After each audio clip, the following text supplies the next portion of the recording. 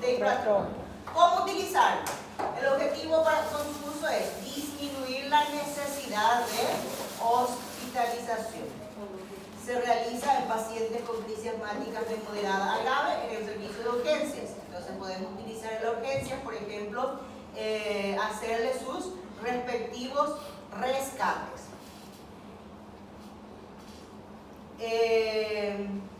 No está indicado en pacientes hospitalizados con tratamiento de mantenimiento y no disminuye la instancia hospitalaria. O sea que eso es mejor para prevenir la posibilidad de hospitalización antes de que se torne grave.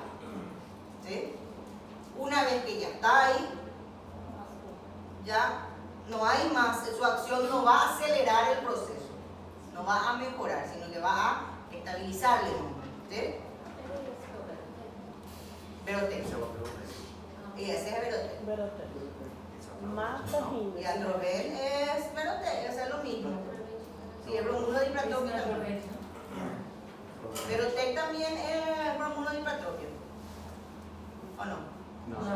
¿Qué es? É o tiotrópico, que é o Verotex. É o tiotrópico, não é hipratrópico. No es un hipratropio. La verdad que yo sé que acá en Paraguay no hay Verotex, pero siempre me comentan, pero yo no. No Brasil tem. ¿Ah? No Brasil tem. No sé qué. Yo tenía entendido que era hipratropio. Foi suspenso nos anais do Verotex. No Brasil? Usa sim. Ah, igual que lo otro, Só que não temos, porque tá Rede hospitalar. rede hospitalar. dentro de la institución, eso no fue. Rede hospitalar. É, não pode vender. Pode usar. Minha mãe botava no inaladorzinho. Mas tem gente que tem ainda, né? Quem tem acesso ao... Quantas gotas você quer? 10, por favor. Eu fazendo inalação de 5 anos.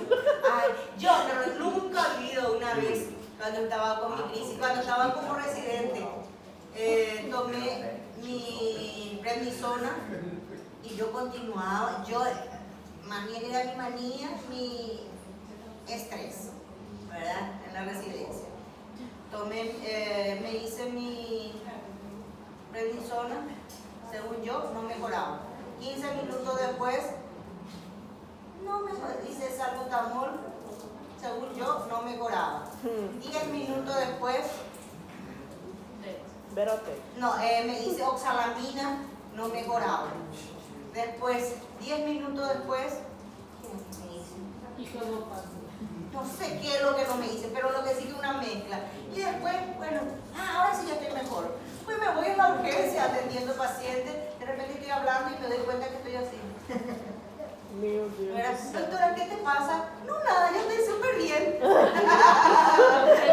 Todo esto me vibraba de tanto. Meu Deus. Me hice una sobredosis impresionante. Yo estoy bien en mi cara de felicidad sin tanto adrenalina allá arriba. Meu Deus do céu. Allá arriba mi adrenalina estaba así volando por todos lados. Por lo que sí que yo feliz, a veces ya estaba por tener una paro cardíaco de tanta taquicardia que tenía. Deus me livre. Y así, a veces pasa. Sim. Porque como saben, el asma siempre va relacionado también con situaciones de estrés o ansiedad, ¿verdad? Bueno, ¿cuál es la vía de administración? Mejor, la que mejor funciona es la vía nebulizada o inhalada. La vía inhalada es menos efectiva que la nebulizada para disminuir la necesidad de ingreso hospitalario. O sea que es mejor la inhalada. ¿Sí? No, perdón. Es mejor la nebulizada cuando hablamos de hipratropia. Sin embargo, el salbutamol dijimos que es mejor la inhalada. Aí é menos efetivo que a nebulizada. Es menos efectiva que la nebulización. Sim, então melhora a nebulização. En este caso es mejor la nebulización. Sin embargo, en el salbutamol es al revés. Sim. Es más efectiva la inhalación. ¿Sí? Esa es la diferencia. Bueno, las dosis se administran cada 20 minutos por 3 dosis a la primera hora del tratamiento. Se puede administrar en nebulización conjunta con el beta 2 o salbutamol. Bueno, la vía de administración nebulizada, ¿cuál es su presentación? Solución para nebulizar 250 microgramos por ml, que equivale a 20 gotas. La dosis, en menores de 20 kilos, se administra 200 microgramos, que equivale a 20 gotas. En menores de 10 kilos se podría considerar una dosis de 125 microgramos, que equivale a 10 gotas. En mayores de 20 kilogramos se puede utilizar 500 miligramos, es decir, un equivalente a 40 gotas. Ahora, en la forma inhalada, la presentación es con inhalador de 20 microgramos por cada puff. Se puede utilizar en menores de 20 kilogramos hasta 4 puff. En mayores de 20 kilogramos, de 6 a 8 puff.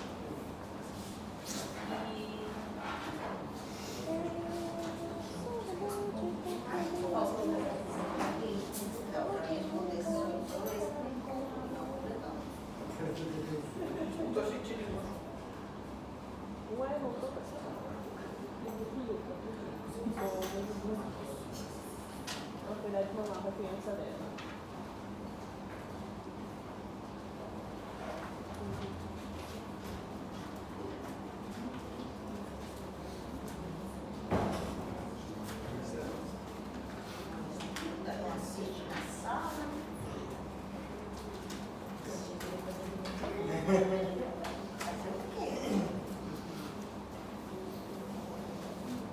Y ese es el tercera mesa.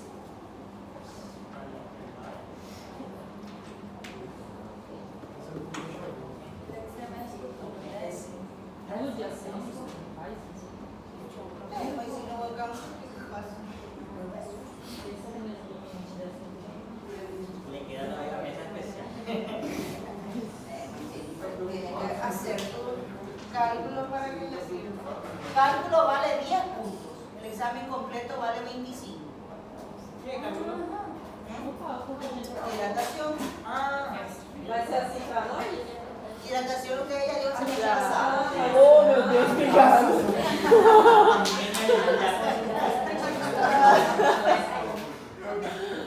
Eu devo me preocupar. ¡Cala la boca! Pero bueno, por suerte, lo nuestro es teórico.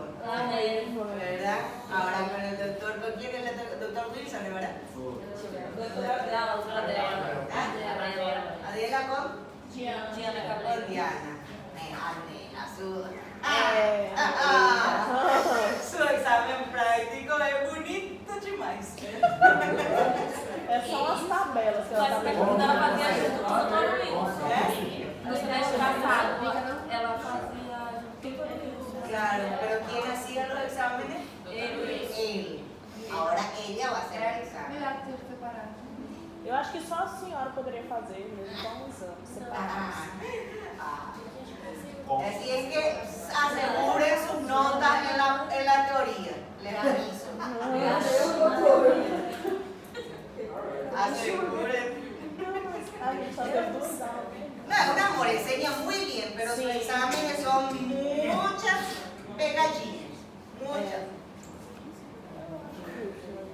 Y así como hace su práctica, hace el examen. La forma en que le pregunta, así mismo son sus exámenes. ¿Eh?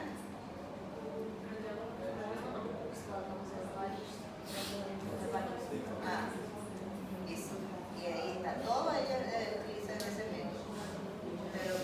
Pero todo es para pensar. Bueno, ese era. Bueno, entonces estamos con nuestro bromuro de hipratropium, ¿verdad? Bueno, entonces en menores de 20 kilos vamos a usar 4 PAP y en mayores de 20 vamos a utilizar entre 6 a 8 PAP.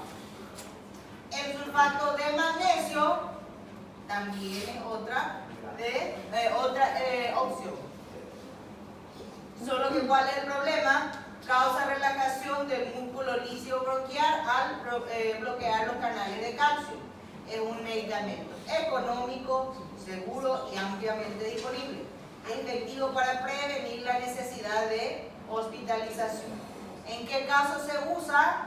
En pacientes con crisis asmáticas graves, crisis asmáticas moderadas que no presentan mejoría luego de 1 hora de terapia convencional, por ejemplo, el uso de esteroides sistémicos, beta-2 y anticolinérgicos. O sea que ese paciente de crisis asmática moderada grave, que le hicimos su rescate. ¿Qué es el rescate? Las dosis de ataque. Vamos a hacerle una dosis de prednisona vía oral, dosis de ataque, más salbutamol. ¿Cuánto? No hay 2 cubos. ¿Cómo le vamos a hacer su esquema de rescate? No, es 2. La teoría no dice eso.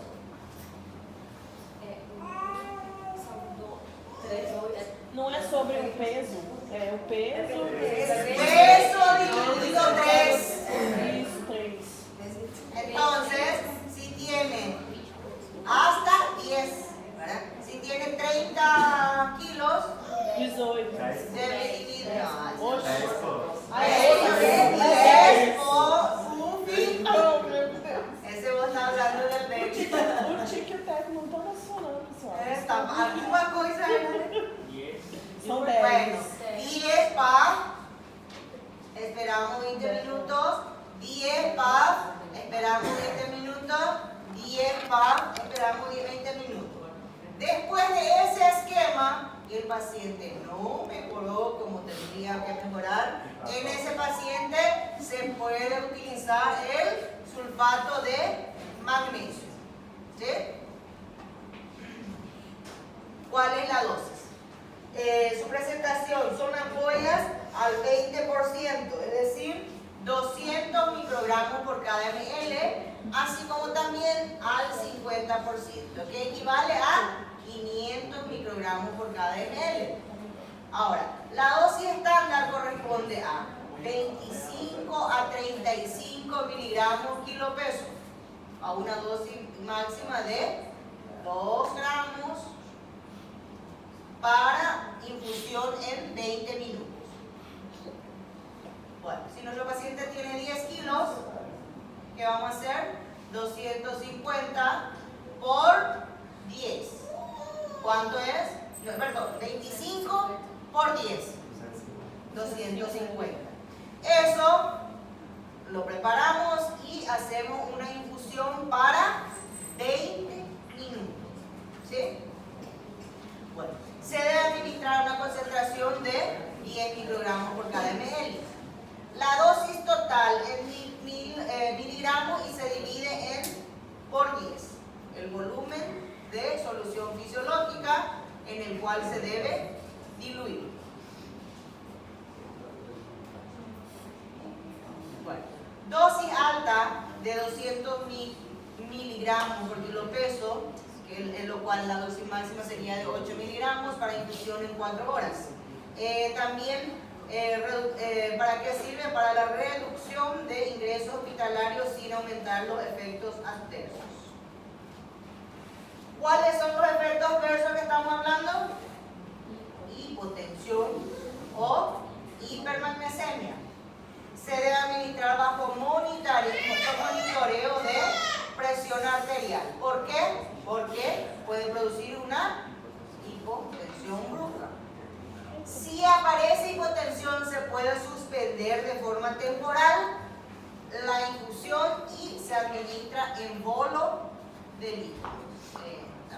¿Sí? Posteriormente se reinicia la infusión de sulfato a una velocidad más baja. O sea que si hacíamos para 20 minutos, entonces en ese caso prepararemos para 40 minutos. ¿Sí?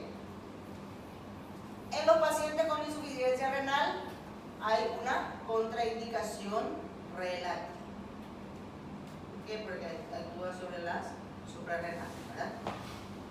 Luego tenemos la adrenalina subcutánea o intramuscular, que produce broncodilatación por su efecto beta 2, aumenta el gasto cardíaco y eleva el pH. Es un medicamento de elección en la crisis asmática en contexto de anafilaxia. ¿Cómo se realiza la dosis? En forma subcutánea o intramuscular. ¿Cuál es la dosis? 0,01 miligramos kilo peso. Es decir, a un niño de 10 kilos, ¿cuánto le vamos a hacer? 0,1. ¿Qué vamos a hacer? De la ampolla sin diluir. O sea, que una así, pequeñísima. Tic. De la insulina, tic. Y es nada más, eso es lo que se debe administrar. ¿Sí? En situaciones críticas se pueden administrar hasta 3 dosis cada 20 minutos. ¿Sí? A una dosis de 0,5 miligramos. Miligramos, ¿sí? ¿Está bien? Bueno, la adrenalina subcutánea 0,1 kilopeso dosis, un máximo de 0,5. Aminofilina. Hoy en día casi no se utiliza más, pero existe la teoría. Es un metilsatina, inhibidor de las fosfodiesterasas y causa broncodilatación. Históricamente fueron parte del tratamiento del asma, pero ya no se usan en forma rutinaria por el perfil de riesgo. ¿Cuáles son sus efectos adversos? Bajo perfil de seguridad con un rango terapéutico estrecho, taquicardia, aumento del consumo de oxígeno miocárdico, riesgo de isquemia miocárdica y arritmias. Puede producir vómitos. Si se utiliza, se debería hacer bajo un monitoreo estrecho, idealmente en la unidad de cuidados intensivos. ¿Sí? Justamente por todos estos riesgos que conlleva. Su dosis, la presentación viene de 25 miligramos por cada ml. Su dosis de carga es de 6 miligramos kilo peso para administrar en una hora. Luego, infusión de 0,5 a 1 miligramo hora, kilo peso hora. Se debe realizar una dilución 1 en 1 en solución fisiológica, es decir, si le hacemos 0,1 de aminofilina, equivale a 0,1 de solución fisiológica. Su dilución debe ser pareja. Los niveles objetivos son de 12 a 15 microgramos por ml a un dosaje a los 60 minutos de iniciado. Si en 2 a 4 horas no existe mejoría clínica, se realiza un goteo de aminofilina. Luego tenemos también la ketamina. Tiene efecto broncodilatador al generar liberación de las catecolaminas endógenas y por su acción inmunomoduladora.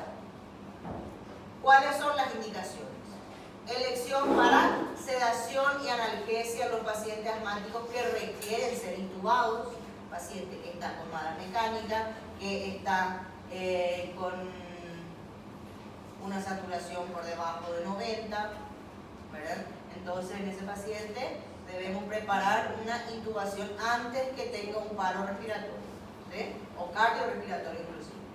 Entonces, en ese caso se le puede sedar con ketamina.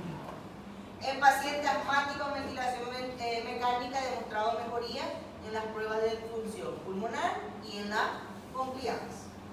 Hay reportes de casos de uso de ketamina intravenosa como terapia de rescate para evitar la necesidad de intubación mecánica. Sin embargo, la evidencia de su uso en pacientes no intubados no es muy sólida, algo no comprobado que pocas veces se utilizó.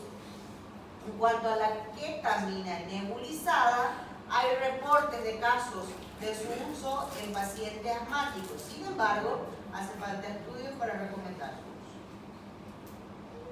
uso. Oxígeno suplementario.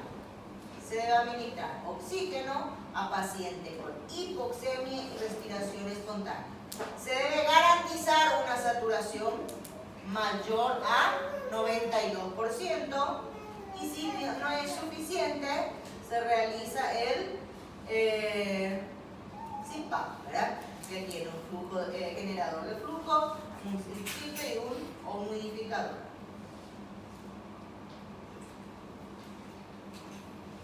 Oxígeno por sistema de alto flujo. La evidencia del beneficio del asma es limitada. Durante las primeras 2 horas de su uso ha demostrado mejoría en el pH, el PO2, la frecuencia cardíaca, la frecuencia respiratoria. Cuando se compara con la ventilación mecánica no invasiva, la oxigenación con alto flujo es menos efectiva en los pacientes en crisis asmática grave. El fracaso terapéutico representa mayor estancia hospitalaria y mayor duración del soporte ventilatorio. Cuando se compara con pacientes que reciben la ventilación como estrategia inicial de soporte respiratorio, el CPAP puede retrasar el escalonamiento en el inicio de la ventilación en pacientes que lo requieran, si no se identifica precozmente el fracaso terapéutico. ¿Cómo se identifica el fracaso terapéutico? La saturación versus PO2 está por debajo de 166, el IROX por debajo de 132 y no se observa mejoría en la escala de gravedad. A pesar de que es segura y ha demostrado tener algún beneficio clínico, con la evidencia actual no se puede recomendar como soporte respiratorio inicial en la crisis asmática grave.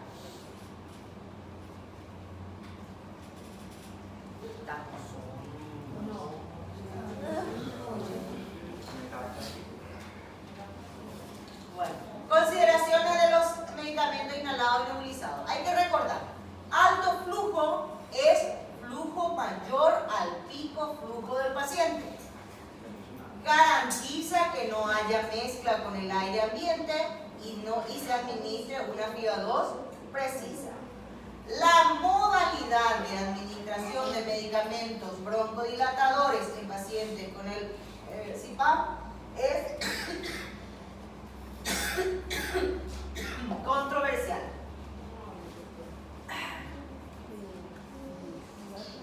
Cuando se realizan nebulizaciones en pacientes que tienen cánula nasal de alto flujo, el depósito pulmonar del fármaco es menor.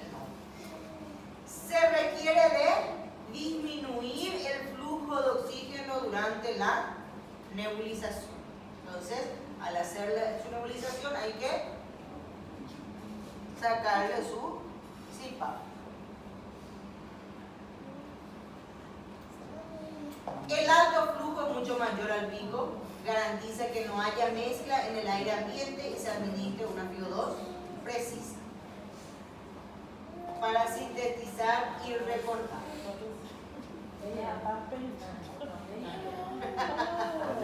Bueno, en la leve, ¿qué tenemos que hacer? Salbutamol inhalado o nebulizado. ¿Cuál es mejor? El inhalado. ¿Sí? ¿Por qué? Porque el nebulizado funciona si es con oxígeno, pero si va a ser con el conectado en la casa, no tiene mucha efectividad. También hay que pensar en el uso de esteroides sistémicos. ¿Cuál esteroide sistémico que vamos a utilizar? No, primero prednisona. ¿Sí? Primera alternativa. En la moderada, ¿qué primero vamos a hacer? Primero el esteroide, es decir, la prednisona en primera, de primera elección, ¿verdad? Luego vamos a hacerle salbutamol inhalado o nebulizado. Y también vamos a acompañarle con un bromuro de ipratropio. ¿Cómo es mejor el bromuro de ipratropio? Nebulizado. En el caso del ipratropio es mejor nebulizado que inhalado, que es al revés de lo que sucede con el salbutamol. ¿Ok? Muy bien. Ya vamos a saber tratar pacientes, ¿verdad? ¿Ya me va a poder tratar a mí? Muy bien. Ya, Julita.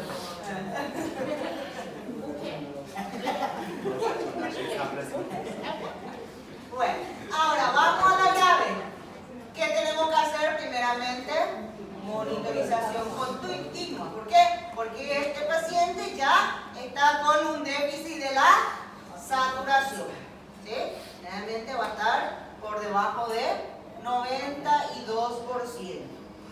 Entonces, también vamos a vigilar el estado de hidratación. Probablemente a este paciente ya debemos de colocarle una vía parenteral. ¿Por qué? Porque como tiene mucha dificultad respiratoria, le cuesta respirar, entonces también le cuesta alimentarse. ¿Sí? Bueno, ¿cuál es la posición que se encuentra este paciente? Para frente así. Con el cuerpo para frente. ¿Por qué? Que ayuda a Para poder Sensação. tener esa sensación de alivio. Muy bien. También vamos a utilizar los esteroides sistémicos. Primera alternativa, no, en este caso, bueno, no, en este caso ya no vamos a usar prednisona. Não, vai ser técnica. Dexametasona, O hidrocortisona hidrocortisona, e aquele metilprednisolona. metilprednisolona y sulfato. Ah, no, ese no es esteroide, perdón. Espera, ¿eh? Bueno, también, entonces vamos a utilizar su salbutamol inhalado, vamos a utilizar su bromuro de ipratropio y vamos a utilizar sulfato de magnesio. En la inminente o casi fatal, vamos a utilizar el CPAP, no retrasar el inicio de la ventilación si lo requiere. Es decir, bueno, vamos a utilizar adrenalina, que puede ser intramuscular o subcutánea. ¿A qué dosis le vamos a realizar? 0,01 miligramos kilopeso. A un niño de 10 kilos le vamos a dar 0,1. ¿Le vamos a dar puro o no? Sim. Adrenalina Ué? Subcutâneo transparente é puro. É puro. Ah, é la subcutánea. É. As xantinas lá que diluem pra um, né? Ah, sí, la minofilina. Isso. Ah, bien, me Você acha que encanta. tá dormindo, né? Ai, me dá um Queria dormir igual, né? Presta atenção no dormindo. Me encanta.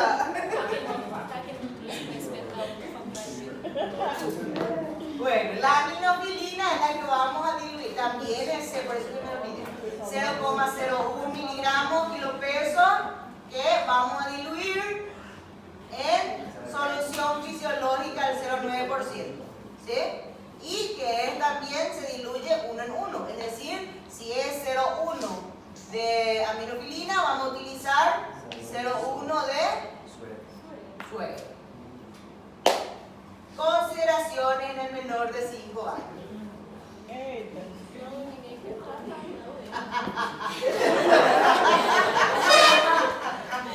Deixa eu ser mesmo.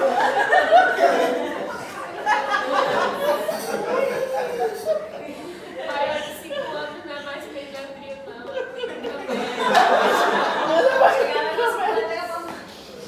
Ai, meu Deus. Rapidito. Aí depois tem os maiores de 5. Deixa sem tratar.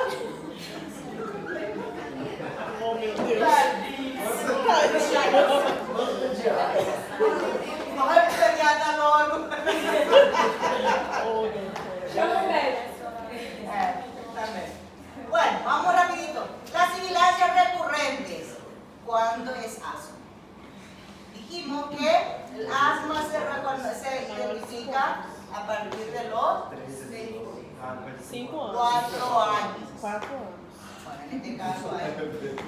Las sibilancias recurrentes son frecuentes en los niños menores de 5 años. Usualmente están asociados con infecciones virales. No todas las sibilancias indican asma. ¿Por qué? Hasta los 4 años se llama Síndrome bronquial obstructivo. síndrome bronquial obstructivo o hiperreactivo bronquial. O el famoso que la mamá dice, mi hijo es alérgico. ¿Verdad? Bueno, las infecciones virales pueden desencadenar episodios sibilantes en pacientes asmáticos y no asmáticos. A medida que más rápido hablo,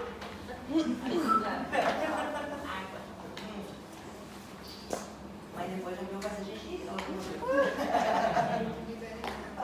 Bueno, el 80% de los pacientes asmáticos presentan síntomas antes de los 5 años.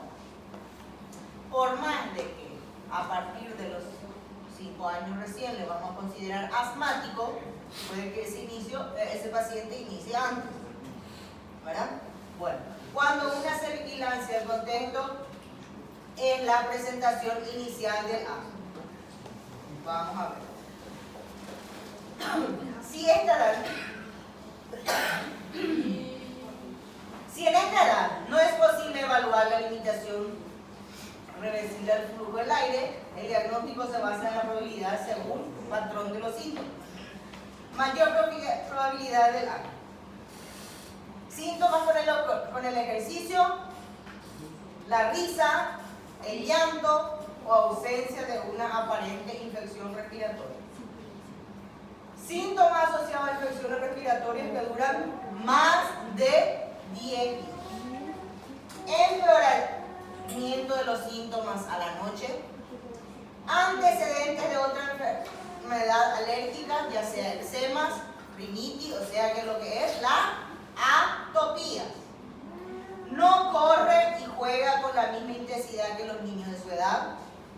Tiene una sensibilización importante a los alergenos. Historia de asma en parientes de primer grado. ¿Quiénes son primer grado? Mamá y papá. ¿Sí? Y hermano. La primera línea. Evidencia de reversibilidad a la limitación al flujo expiratorio, es decir, tiene una respuesta a una prueba terapéutica con beta 2 de acción corta, es decir, con el salbutamol. Mejoría luego de 2 a 3 meses de tratamiento controlador y empeoramiento al suspender. Es decir, niños que le hacen un tratamiento por 3 meses, y vuelve otra vez. Al terminar el tratamiento, vuelve a reiniciar otra vez. Mayor probabilidad de asma.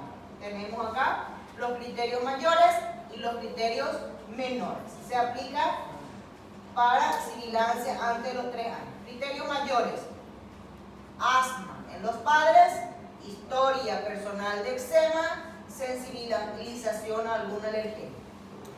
Criterios menores: eosinofilia mayor a 4%, sibilancia no asociada a infecciones respiratorias, rinitis alérgica, alergia alimentaria al huevo, leche y frutos secos.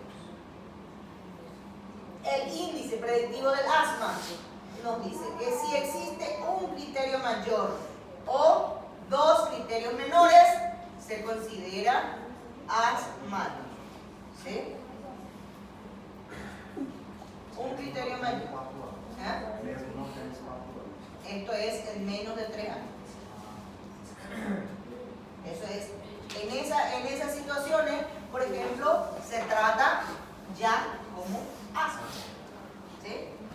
Si tiene uno de estos, si tiene uno de la primera línea y si tiene 2 de la segunda, con certeza que ya eso va a ser un asmático.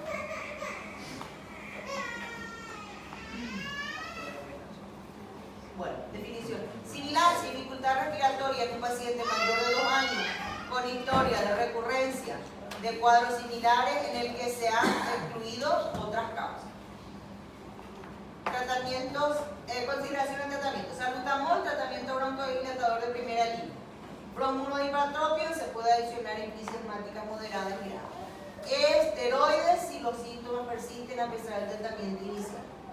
Sulfato de magnesio, su papel no está establecido para niños de 5 años porque hay pocos estudios en este grupo de edad.